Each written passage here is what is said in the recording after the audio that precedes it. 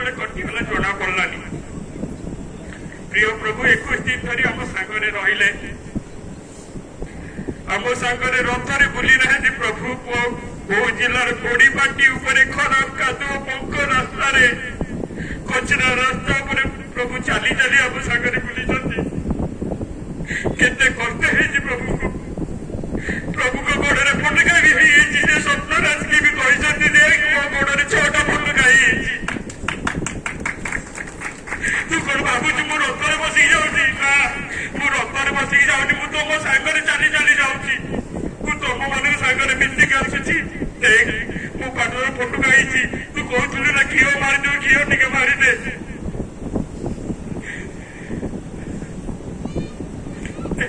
सरीगला प्रभु को पाई आमी जानी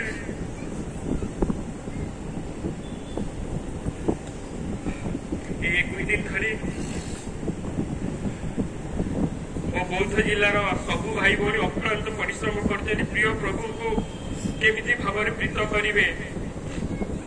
समस्ते लगी पड़ते गोटे प्रकार कंपिटिशन करला पड़े लगी पड़ते किए कौन प्रभु को कर केवल मो भाई भौणी नुहे बौद्ध जिलार नद नदी खंच बनानी पशु पक्षी समस्ते लगी पड़ते प्रिय प्रभु को दुष्ट करने प्रिय प्रभु को प्रीत करने प्रभु को प्रीत करने मो भाई भौणी मैंने भी माड़गोल लगी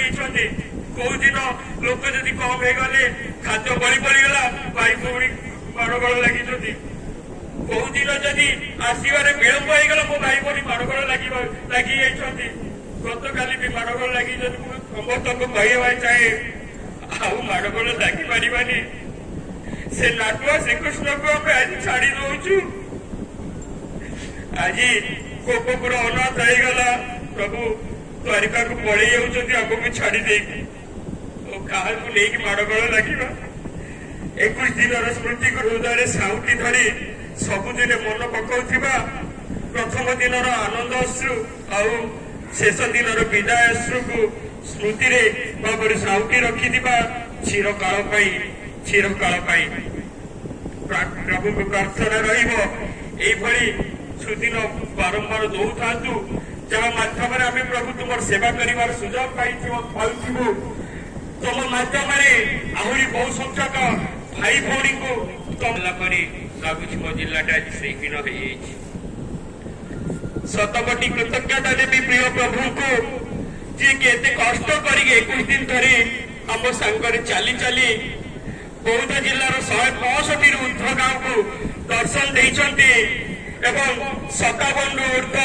विद्यालय महाविद्यालय पिला दर्शन देते करुणामय प्रभु